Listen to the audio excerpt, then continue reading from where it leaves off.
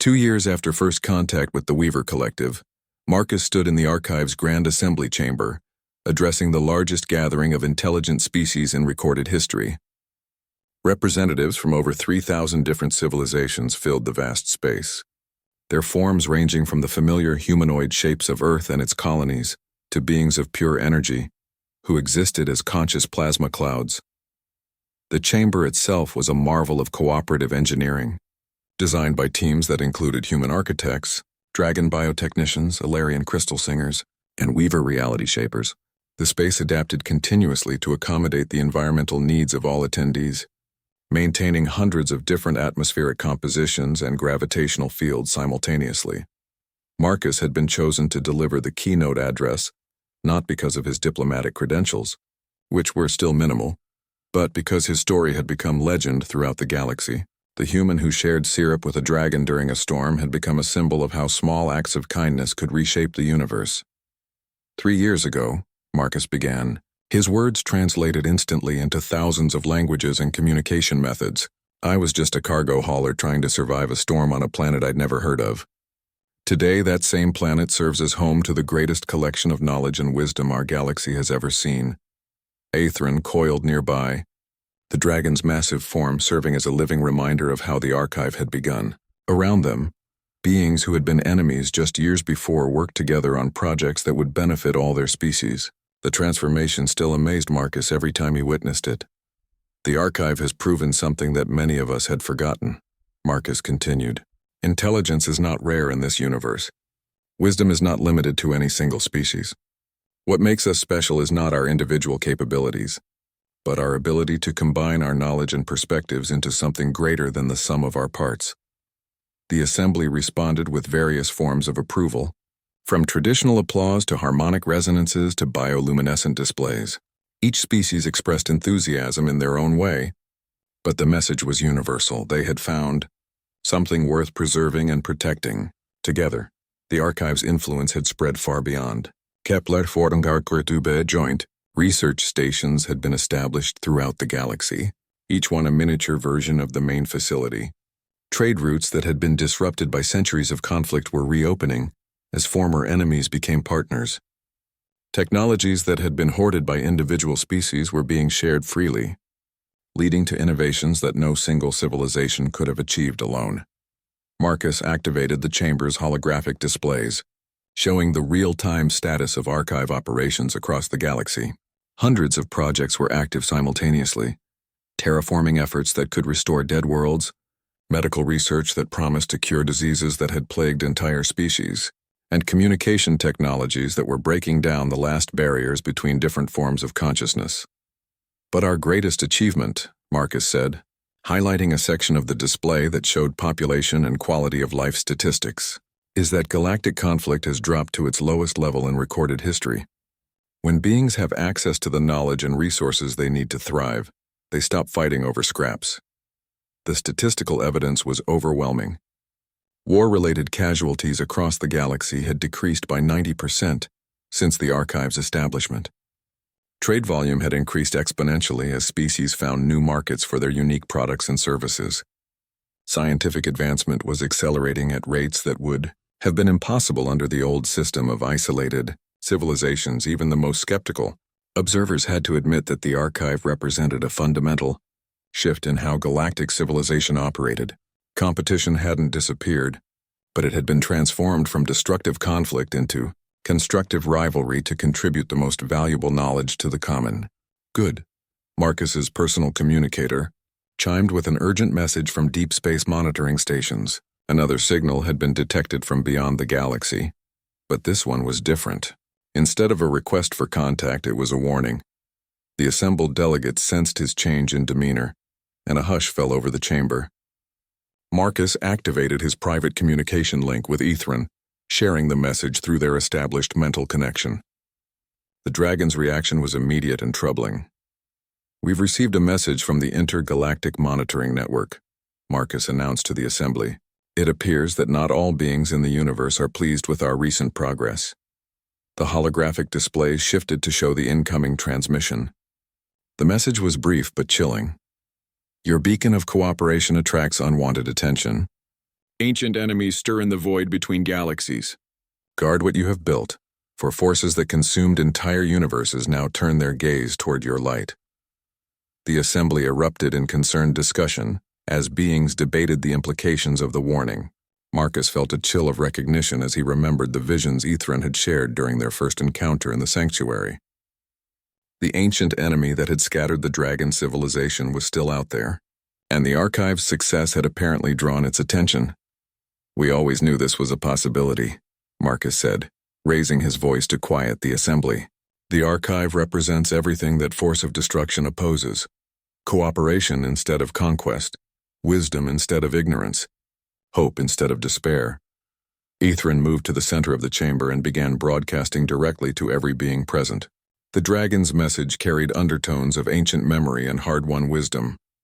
"Our ancestors faced this enemy before and chose to scatter, rather than fight. We preserved knowledge across the galaxy so that when the time came, all species could unite against the darkness. That time has arrived." The response from the assembly was immediate and unified. Species after species rose to pledge their support for the Archive's defense. The Veltar Raiders offered their reformed fleets as a rapid response force. The Crystalline Collective promised to share their most advanced computational resources. The Weavers volunteered to create dimensional barriers that could protect key installations. Marcus felt a surge of pride as he watched former enemies transform into allies in the face of a common threat. The Archive hadn't just preserved knowledge, it had created bonds between species that made them stronger together than they could ever be apart. "Then we'll face this threat the same way we've approached every challenge since the Archive began," Marcus declared. "Together, with all our knowledge and capabilities focused on a common goal. If this ancient enemy expects to find the same scattered, isolated civilizations it defeated before, it's going to be very disappointed." The assembly erupted in agreement, and Marcus knew that whatever was coming from the void between galaxies, it would find the Archive ready. The little act of kindness that had started with maple syrup shared during a storm had grown into something that could stand against forces that had consumed entire universes. As the delegates began planning their defense strategies, Marcus touched the bottle of maple syrup he still carried, now more talisman than sustenance. Sometimes the smallest gestures created the largest changes, and he had a feeling that humanity's greatest contribution to galactic civilization was just beginning. The Archive had proven that cooperation was stronger than conflict, that wisdom was more powerful than force, and that kindness could indeed change the universe. Whatever challenges lay ahead, they would face them together, united by the bonds that had been forged in an underground sanctuary on a storm-lashed world where a human and a dragon had first learned to trust each other. The galaxy was ready for whatever came next. 6 months after the awakening of Kepler 442b, Marcus stood on the observation deck of the newly constructed orbital station, watching as ships from across the galaxy approached the world that had become known as the Archive. The transformation had been so complete and rapid that galactic cartographers were still updating their star maps to reflect the system's new designation as a neutral zone under joint species protection. The planet below bore little resemblance to the storm-lashed wilderness where he'd first encountered his dragon companion. The awakened sanctuary network had reshaped entire continents, revealing cities that flowed like living organisms across the landscape. Spires reached toward the sky while root-like extensions delved deep into the planet's core, creating a harmonious integration of technology and nature that served as inspiration for architects across the galaxy. Marcus wore the formal robes of his new position as human ambassador to the Archive Council. Though he still carried the bottle of maple syrup that had started everything, his sister had sent a case of the stuff once news of his discovery reached Earth, along with a message that simply read, "I knew you'd find a use for it eventually." His dragon companion, who had chosen the name Aetheron in the ancient tongue meaning bridge between stars, served as the Archive's primary coordinator. The massive creature moved through the orbital station's corridors with surprising grace, its form adapted to interact with beings from dozens of different species. Technology flowed seamlessly with biology, allowing Aetheron to interface directly with the station systems while maintaining physical presence for face-to-face diplomacy. The transformation of the former Veltar Raiders had become one of the Archive's greatest success stories. Commander Korvax, once the most feared pirate leader in the sector, now led a reformed organization dedicated to protecting archaeological sites from exploitation. His ships, upgraded with dragon biotechnology, served as guardians for countless ancient ruins throughout the galaxy. "Never thought I'd see the day when raiders would become archaeologists," Captain Chen commented as she joined Marcus at the observation window. She now commanded the Terran Authority's Archive Protection Fleet, a joint military force that included vessels from every major civilization. Marcus smiled as he watched Korvax's flagship dock with the station. The ship's hull bore scars from its raider days, but now those marks were decorated with symbols representing the dozens of sites his crews had helped preserve. Violence in service of greed had been transformed into vigilance in service of knowledge. "People can change when they're given better options," Marcus replied. "Etherin showed us that conflict usually comes from fear of scarcity. When you demonstrate that there's enough knowledge, enough resources, enough opportunity for everyone, most beings choose cooperation over conflict." The station's central hub buzzed with activity as representatives from hundreds of species worked together on projects that would have been impossible just months ago. Ilarian philosophers collaborated with human engineers on studies of consciousness and artificial intelligence. Crystalline collective minds shared processing power with Dragon biotechnology to solve computational problems that had puzzled mathematicians for millennia. But it was the newest arrivals that had everyone excited. Deep space monitoring stations had detected signals from the galactic rim, messages in previously unknown languages seeking permission to visit the archive. First contact scenarios that would have taken decades to negotiate were being resolved in days thanks to the Dragon's translation technologies. Marcus's communicator chimed with an urgent message from the Archive Council. A delegation of beings calling themselves the Weaver Collective had just emerged from hyperspace at the system's edge, and their ships defied every known principle of physics. They claimed to represent civilizations from outside the galaxy itself, drawn by the energy signatures of the awakening. "The gift keeps giving," Marcus murmured as he prepared to join the welcoming committee. Each new species that arrived brought their own knowledge and perspectives, adding to the growing repository of galactic wisdom. Etherin met him at the shuttle bay, the dragon's golden eyes bright with anticipation. Through their now well-established communication link, Marcus sensed his companion's excitement at the prospect of meeting beings from beyond their galaxy.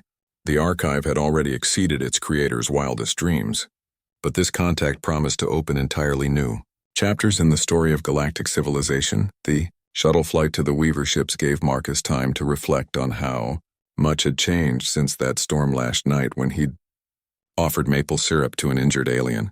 The simple act of kindness had created ripples that were still spreading across the galaxy, touching lives and civilizations in ways he could never have imagined. The Weaver vessels were unlike anything in the archive's databases. They seemed to exist in multiple dimensions simultaneously, their forms shifting between solid matter and pure energy. When the beings themselves emerged to greet the diplomatic party, Marcus found himself looking at creatures that challenged every assumption about the nature of life itself. They were tall and ethereal, their bodies composed of what appeared to be living light, held together by force fields that sparkled with colors beyond the normal visible spectrum. Their leader, who introduced itself as Pattern Weaver of Distant Songs, communicated through harmonics that bypassed language entirely and spoke directly to consciousness. "We have traveled far to witness the awakening," the Weaver said, its voice like music played on instruments made of starlight. "Your dragon friends sent signals that reached even our distant realm. They speak of a gathering of minds, a convergence of wisdom that promises to illuminate the darkest corners of existence."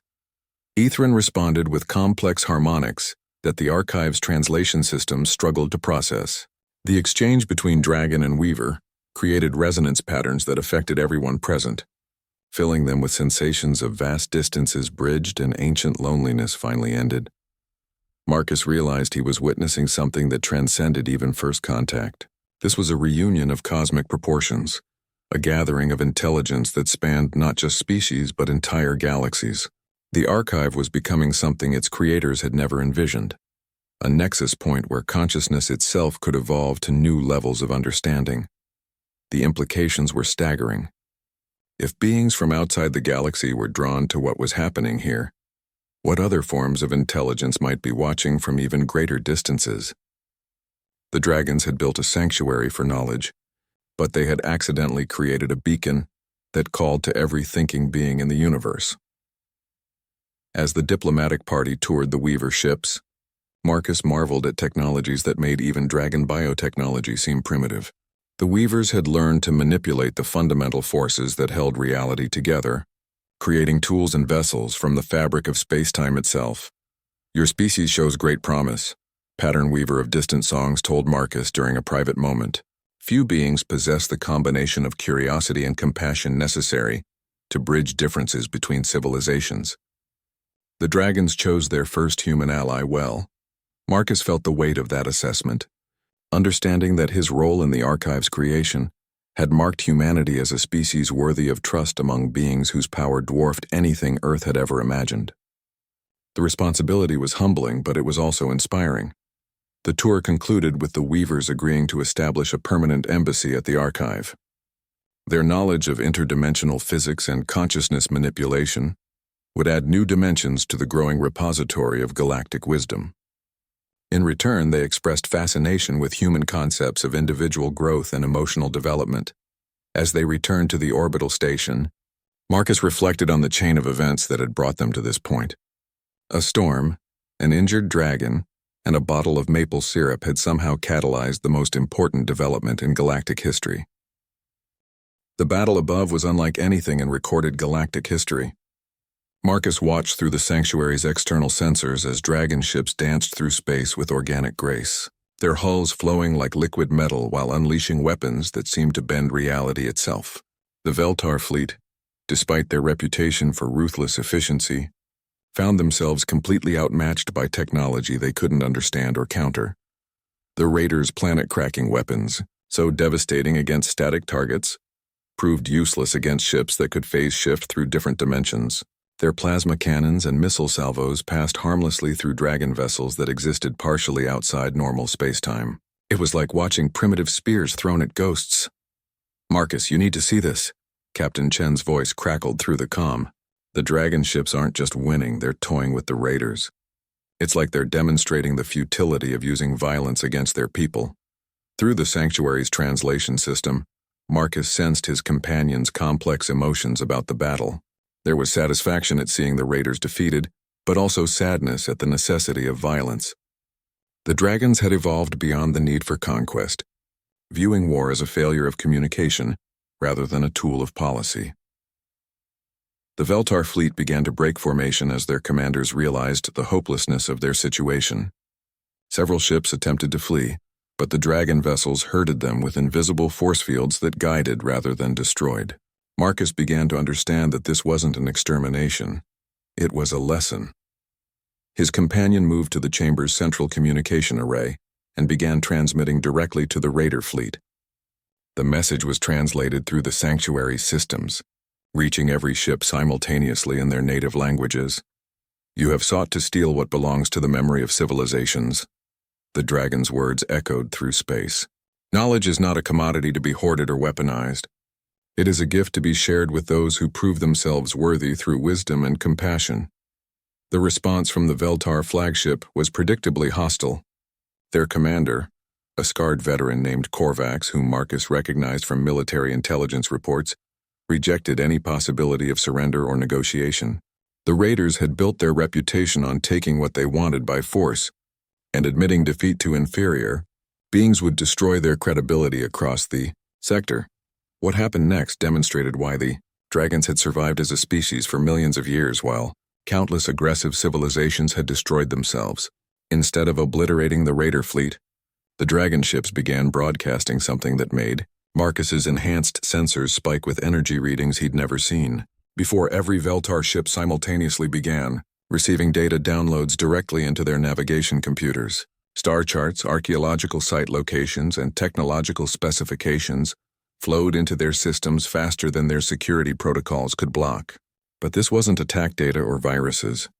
It was something far more subversive, pure knowledge. Marcus watched in amazement as the Raider crews began accessing the information their ships were receiving. Technical manuals for technologies that made their current weapons obsolete, medical procedures that could extend lifespans and enhance physical capabilities, energy generation methods that could power entire worlds without depleting natural resources. They're giving them everything, Marcus breathed.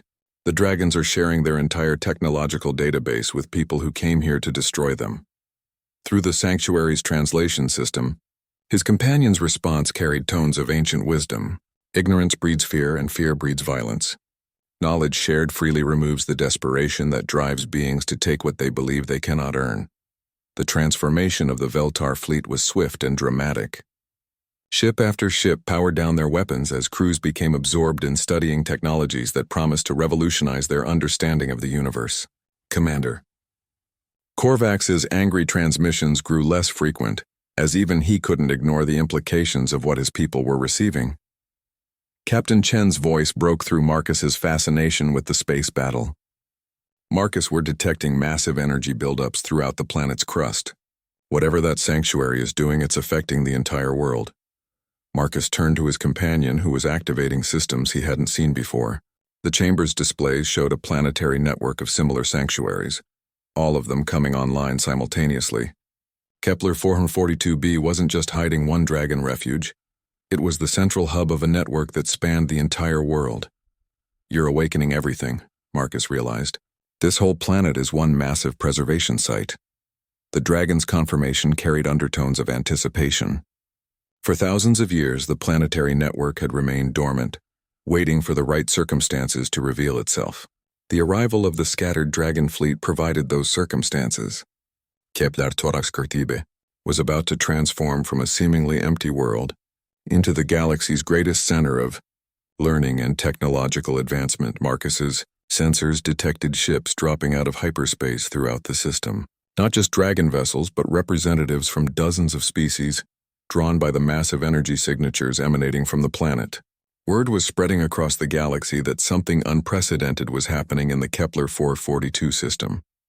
Among the arriving ships, Marcus recognized the distinctive profiles of Terran Authority vessels, Ilarian research ships, and even the elegant forms of crystalline collective exploration craft. Species that rarely interacted were being drawn together by curiosity about the dragon awakening. "This is bigger than first contact," Marcus told Captain Chen. "This is a convergence. Every major civilization in the galaxy is going to want access to what's being revealed here." The Veltar fleet, now completely pacified by their data downloads, began receiving visitors from the newly arrived ships. Former enemies found themselves in unexpected diplomatic exchanges as the shared knowledge created common ground between species that had been suspicious of each other for generations. Marcus's companion led him to a new section of the chamber where crystalline displays showed the expanding network of communication between all the arriving ships. The dragons weren't just sharing their technology. They were facilitating introductions and translations between species that had never successfully communicated before. "You're not just preserving your own civilization," Marcus said in wonder. "You're trying to unite the entire galaxy." The dragon's response carried tones of hope that transcended language. This had always been their goal, not conquest or dominance, but the creation of a galactic community where knowledge flowed freely and cooperation replaced competition. The scattering of their people after the ancient war had been preparation for this moment, when they could serve as bridges between civilizations. Through the sanctuary's external sensors, Marcus watched as former raider crews worked alongside Terran scientists and Ilarian philosophers to understand technologies that none of them could have developed alone. The transformation was so rapid and complete that he almost couldn't believe it was real. His companion moved to the chamber's central platform and began activating the final phase of the awakening protocol. The entire planet hummed with energy as every sanctuary, every hidden repository, every dormant system came fully online. Kepler 442b was revealing its true nature as the galaxy's greatest gift to the future. Marcus felt the weight of responsibility settling on his shoulders once again. He had become more than a witness to history. He was now a guardian of the most important discovery in galactic civilization, and he had to ensure that the knowledge would be used wisely. Marcus's modified distress signal had been broadcasting for 30 minutes when he received an unexpected response. The communication wasn't coming from a rescue ship or military vessel, but from something much closer. His cargo hauler, the same ship that had been forced down by engine failure 3 days ago. was somehow operational again and responding to his signal. Impossible, Marcus muttered, checking his equipment readouts. His ship's main drive had been completely dead when he'd abandoned it. There was no way it should be functional, let alone capable of atmospheric flight. The dragon watched his confusion with what appeared to be amusement.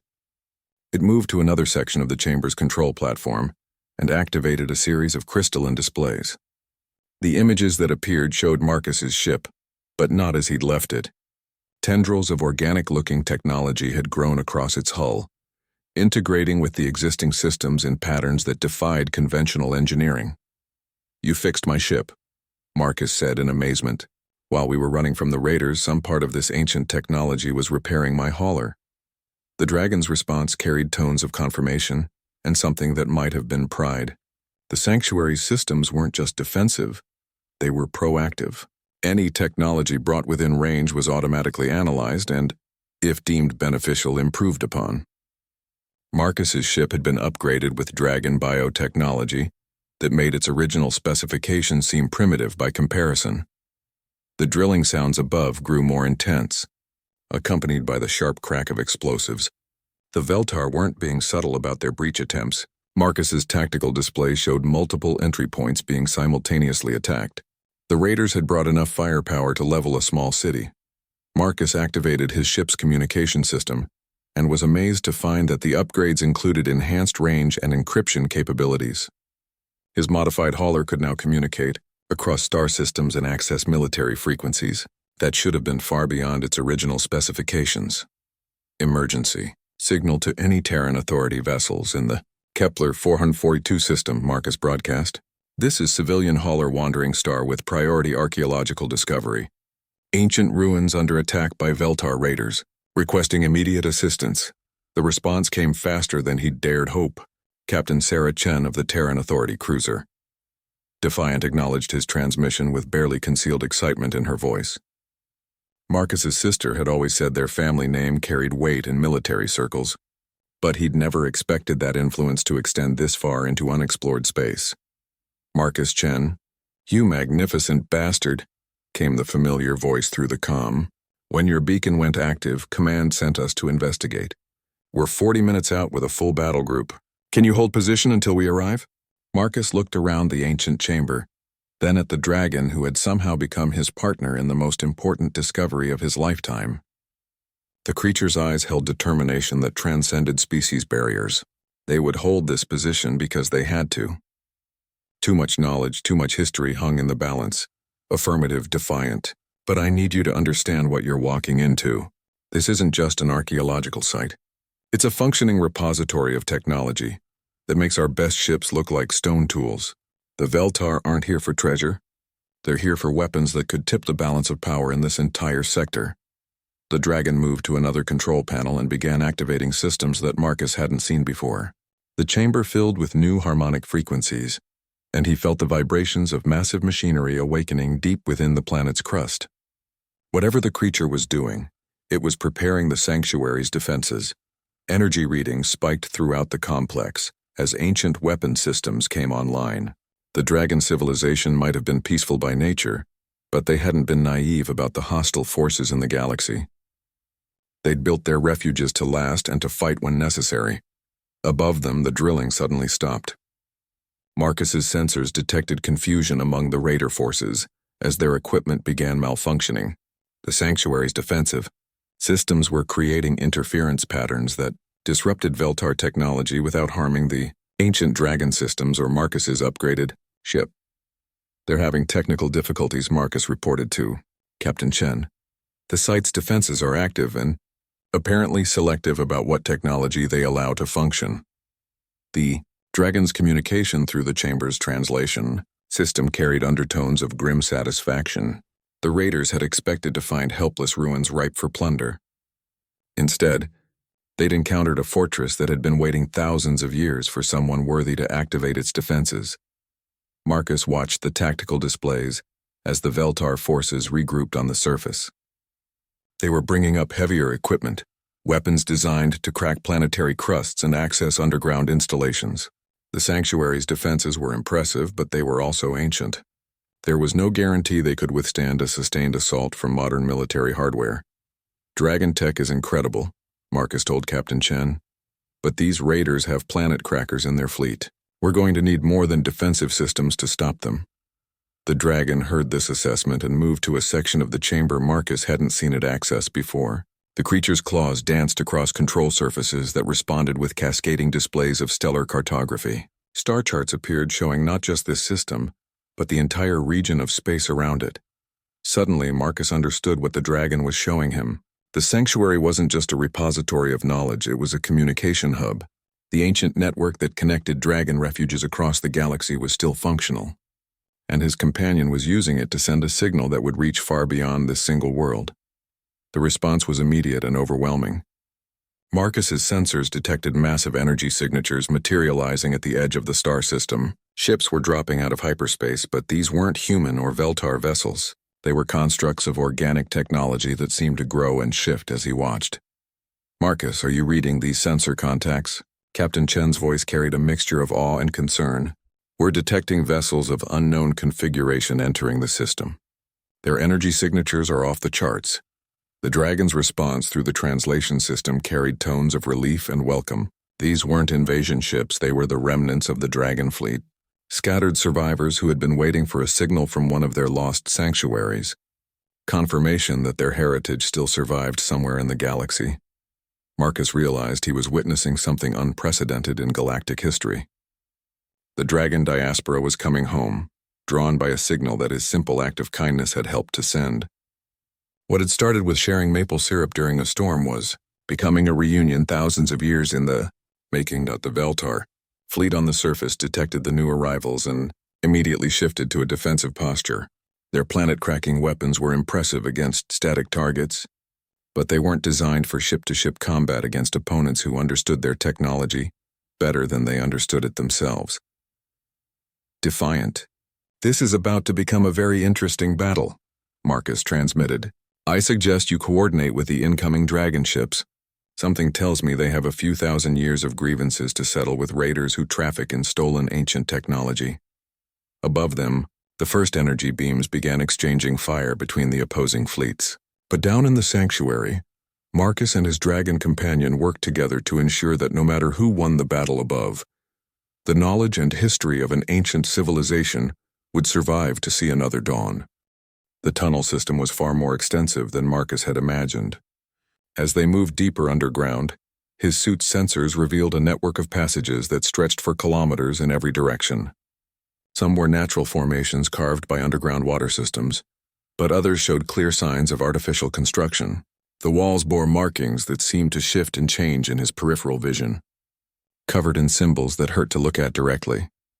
The dragon moved through these passages with obvious familiarity, never hesitating at intersections or dead ends.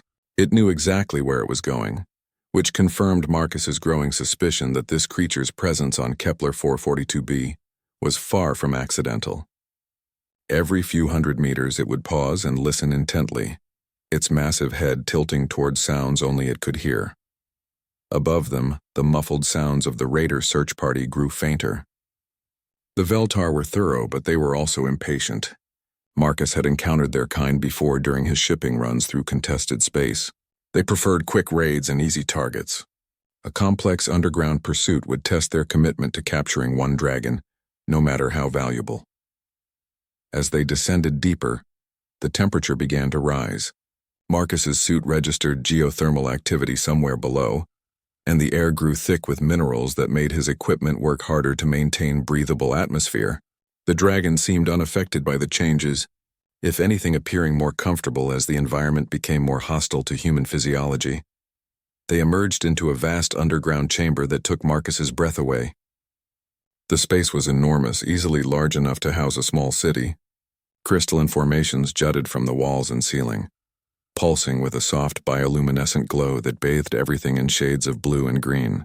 But it was the structures within the chamber that truly amazed him. Ancient buildings rose from the chamber floor, their architecture unlike anything in human databases. The construction seemed to flow organically, as if the structures had been grown rather than built. Spires twisted upward like frozen flames, connected by graceful bridges that defied conventional engineering principles. Despite their obvious age, the buildings appeared to be in perfect condition, as if time itself had passed them by. The dragon let out a sound that could only be described as a homecoming call. The crystal formations responded, their glow intensifying and shifting to match the creature's emotional state. Marcus realized he was witnessing something extraordinary. This wasn't just a hiding place, it was a sanctuary. A place where dragons had once lived and thrived. "Your people built this," Marcus said in wonder.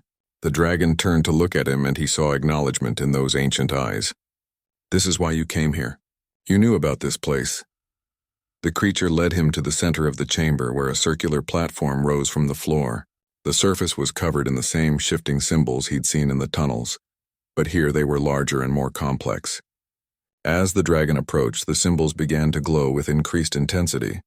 Marcus's suit detected massive energy readings emanating from the platform.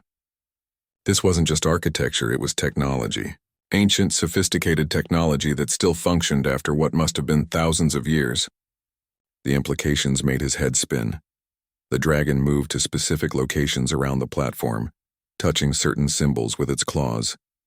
Each contact caused cascading reactions of light and energy that spread throughout the chamber. Marcus watched in amazement as dormant systems came online, filling the air with harmonic frequencies that resonated in his bones. Suddenly, the chamber filled with holographic displays that materialized in the air around them. Star charts, technical diagrams, and what appeared to be historical records created a three-dimensional library of information. Marcus recognized some of the stellar formations, but others showed configurations of stars and planets that didn't match any current astronomical data. "This is a database," Marcus breathed. "You're showing me your history." The dragon made that melodious sound again, but this time Marcus heard something new in it. The creature was speaking, actually speaking, and somehow the chamber's technology was translating its words into concepts Marcus could understand. Not direct translation, but something deeper, a sharing of meaning that bypassed language entirely.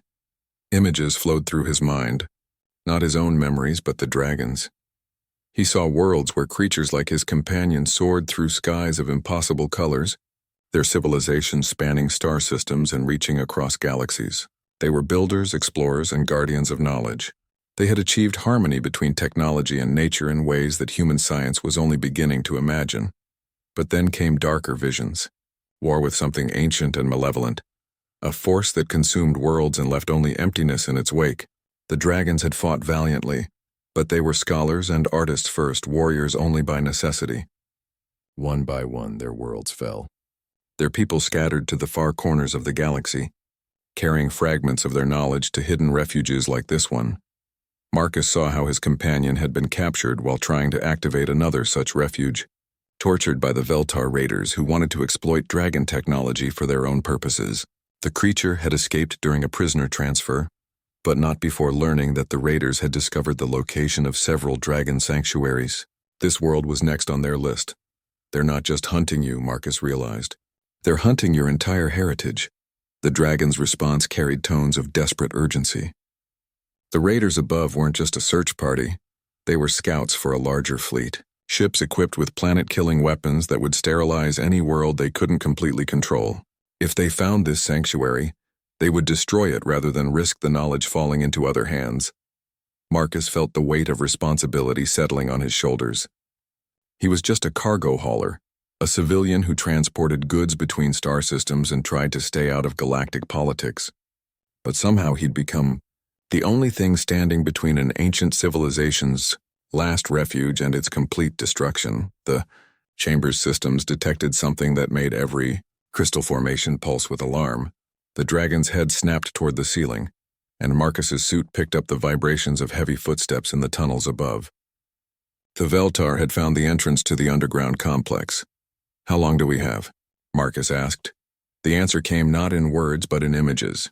The raiders had brought drilling equipment and explosives. They would breach the chamber within hours, and when they did, they would find the greatest archaeological discovery in galactic history, defenseless and ripe for exploitation. Marcus looked around the chamber, his engineer's mind already working on solutions. The ancient dragon technology was powerful, but it was designed for preservation and knowledge, not warfare. However, he was human, and humans had always been particularly good at taking peaceful technology and finding military applications for it. "You're not warriors," he said to the dragon, "but I know someone who might be able to help with that." He activated his suit's communication array and began broadcasting on emergency frequencies.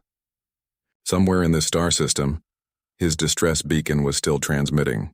If he was lucky, very lucky, someone would hear his modified signal and understand that more than one life hung in the balance. The dragon watched him work with growing hope in its ancient eyes. For the first time since the raiders had shot it down, it wasn't alone in its fight to preserve everything its people had built. Above them, the sounds of drilling grew louder, and Marcus knew their time was running out fast. When Marcus woke the next morning, he thought for a moment that the entire encounter had been a fever dream, brought on by too many emergency rations.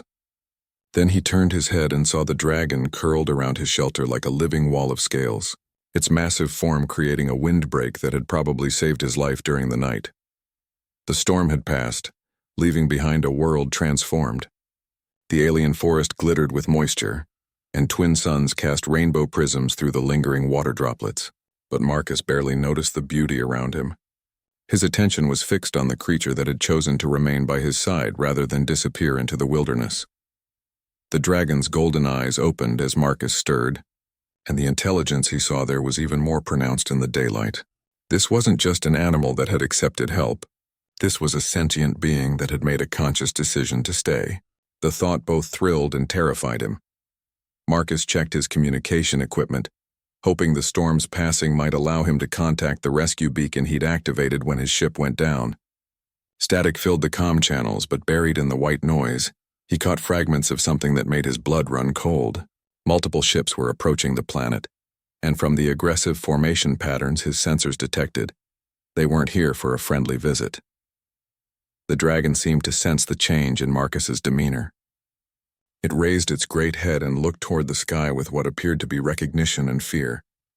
A low growl rumbled from its chest, and its scales shifted to a darker, more mottled pattern that would blend with the forest shadows.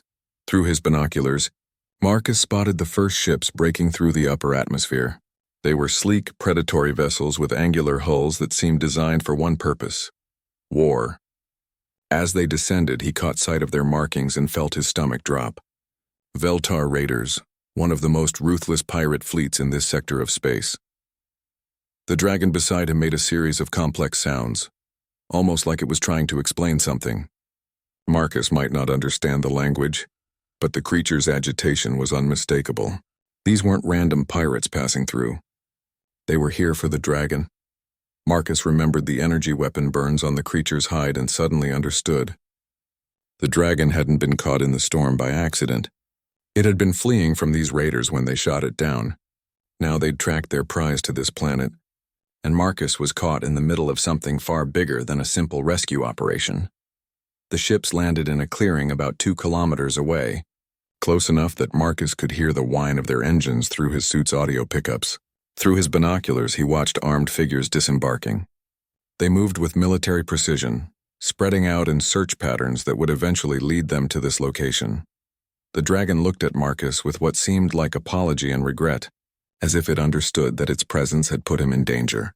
But when it began to move away from the shelter, clearly intending to draw the raiders away from him, Marcus made a decision that surprised even himself. "No," he said aloud, stepping in front of the massive creature. "We stick together." The dragon paused, tilting its head in what might have been confusion. Marcus pulled out the bottle of maple syrup again and held it up. The creature's eyes fixed on the familiar object, and some of the tension left its posture. Marcus poured syrup onto his palm again, but this time, as the dragon fed from his hand, he spoke in calm, measured tones. "I don't know if you can understand me, but listen. Those bastards hurt you once, and they're coming to finish the job. Humans have a saying, the enemy of my enemy is my friend. I'm guessing you've got abilities they want to exploit, which means you're valuable alive. That gives us options." The dragon's feeding slowed, and those golden eyes focused intently on Marcus's face. Whether it understood his words or simply his tone, the creature seemed to be paying careful attention to every syllable. Marcus activated his suit's tactical display. and projected a holographic map of the surrounding area. The dragon's eyes widened at the technology, but it showed no fear of the projection. Instead, it studied the topographical data with obvious intelligence. "Here's what I'm thinking," Marcus continued, pointing to various locations on the map. "This ravine system runs for several kilometers underground. My sensors show it connects to some kind of cave network. If we can reach it before they find us, we might have a chance to outmaneuver them." The dragon made a series of sounds that were definitely communicative in nature. It moved closer to the holographic display and used one claw, surprisingly delicately, to point at specific locations. To Marcus's amazement, the creature was indicating tactical positions, choke points where a small force could hold off a larger one. "You understand strategy," Marcus breathed. "Of course you do. You're not just intelligent, you're militarily trained." A new sound reached them through the forest, the high-pitched whine of energy weapons charging. The raiders were conducting target practice, or worse, eliminating local wildlife to prevent any interference with their search. The noise made the dragon's scales ripple with patterns that spoke of barely contained rage. Marcus quickly packed his essential supplies, while the dragon watched the tree line for signs of approaching enemies. When he was ready, the creature carefully picked him up in its front claws, mindful of its own strength. Despite its injured wing, the dragon managed a series of controlled glides from tree to tree, moving through the forest canopy in near silence. They reached the ravine just as Marcus heard voices in the distance. The raiders were close, too close.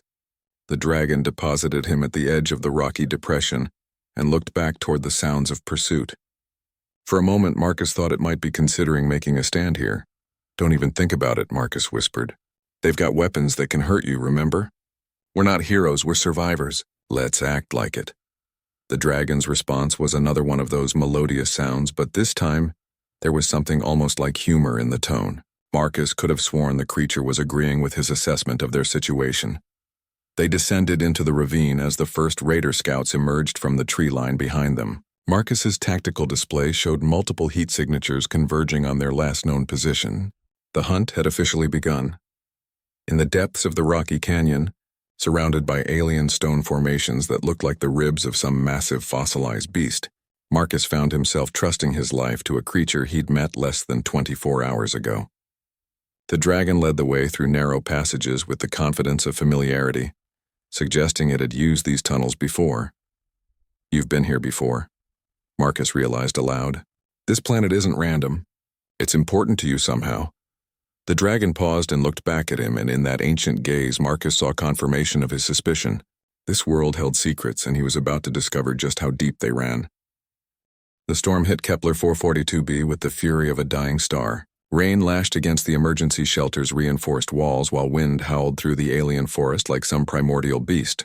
Marcus Chen pressed his face against the small viewing port, watching purple lightning split the crimson sky.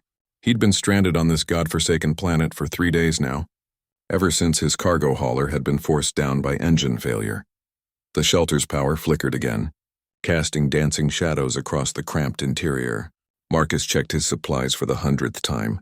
Water recycler still functional, emergency rations down to 2 days, medical kit intact, and there, tucked away in his personal bag, the bottle of real maple syrup his sister had given him before he left Earth. "For when you need a taste of home," she'd said with that knowing smile. Outside, something massive crashed through the forest. Marcus grabbed his sidearm and peered through the port. The motion sensors had been going crazy all night, but he'd assumed it was just debris from the storm. Now he wasn't so sure. Through the sheets of rain, he caught glimpses of something enormous moving between the twisted alien trees, something that definitely wasn't supposed to be there. The creature emerged into the clearing around his shelter, and Marcus felt his breath catch in his throat. It was massive, easily 30 feet from snout to tail, with scales that shifted color in the lightning flashes from deep blue to silver. 6 powerful legs carried its serpentine body, while membrane wings hung limp and damaged at its sides. But it was the intelligence in those golden eyes that truly unsettled him. This wasn't some mindless beast. This was something ancient and aware. The dragon, for lack of a better word, collapsed near his shelter. Even through the storm, Marcus could see the creature was hurt.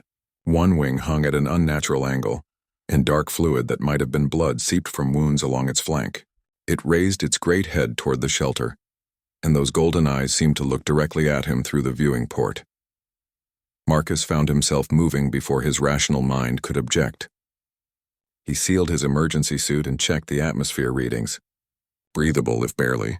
The storm would soak him in seconds, but something about the creature's plight called to the part of him that had always been unable to ignore suffering, human or otherwise. The shelter's airlock cycled with a pneumatic hiss, and Marcus stepped into the alien tempest. The wind immediately tried to knock him down, and the rain felt like liquid ice against his suit. He fought his way toward the fallen dragon, one hand shielding his eyes from the driving precipitation. Up close, the creature was even more magnificent and terrifying. Each scale was the size of his palm, and he could feel the heat radiating from its body despite the storm's chill. The dragon watched him approach with what seemed like cautious curiosity, rather than hostility. When Marcus was close enough to touch its snout, the creature let out a low, melodious sound that somehow conveyed both pain and gratitude. Marcus examined the injuries as best he could in the chaotic weather. The wing was definitely broken, and the wounds looked like they came from some kind of energy weapon. Plasma burns, if he had to guess. Someone or something had shot this magnificent being out of the sky. The thought filled him with unexpected anger. He couldn't treat the major injuries here in the storm, but he could offer what comfort he had. Marcus pulled the emergency thermal blanket from his pack and tried to drape it over the creature's damaged wing. The dragon allowed this ministration without resistance, though the blanket looked ridiculously small against its massive form. The creature's breathing was labored, and Marcus could see it was fighting shock and exhaustion. In situations like this back on Earth, medics would often give patients something sweet to help with shock and provide quick energy. It was a long shot, but the dragon's biochemistry might not be so different from Earth creatures. Marcus pulled out the bottle of maple syrup, his sister's parting gift now potentially serving a purpose neither of them could have imagined. He held it up where the dragon could see it, then demonstrated by putting a small amount on his finger and tasting it. The creature watched this with what appeared to be fascination. Carefully, Marcus poured a small amount of the golden syrup onto his palm and held it out toward the dragon's massive head. The creature's nostrils flared, sampling the scent, and then its long forked tongue darted out to taste the offering. The effect was immediate and startling. The dragon's eyes widened, and it made a sound that could only be described as wonder. Within moments, the creature's breathing steadied and some of the tension left its massive frame. Marcus couldn't tell if it was the sugar providing energy or simply the comfort of a kind gesture, but the dragon was clearly responding positively. He poured more syrup into his palm, and the dragon eagerly lapped it up with surprising gentleness for such a massive creature. As the storm began to show signs of weakening, Marcus realized he was witnessing something unprecedented. First contact protocols existed for scenarios like this, but they all assumed communication through technology or formal diplomatic channels. None of them covered sharing emergency rations with an injured alien dragon in the middle of a hurricane. The dragon shifted its position slightly, careful not to hurt its benefactor, and managed to angle one of its good wings to provide Marcus with some shelter from the rain. The gesture was unmistakably protective, almost grateful. Marcus found himself sitting beside a creature that could have easily killed him, sharing maple syrup while waiting out an alien storm. Lightning continued to paint the sky in shades of purple and gold, but the fury of the wind was beginning to diminish. In the relative calm beside the dragon's massive form, Marcus began to wonder what would happen when the storm passed. Would the creature simply fly away, assuming its injuries healed? Would it remember this strange encounter with a human who had chosen kindness over fear? As if sensing his thoughts, the dragon turned its great head toward him and made that same melodious sound from before. But this time there was something different in the tone, something that sounded almost like the beginning of language, as if the creature was trying to communicate beyond simple gratitude. Marcus smiled and offered more syrup, wondering if this moment would change everything he thought he knew about humanity's place in the galaxy.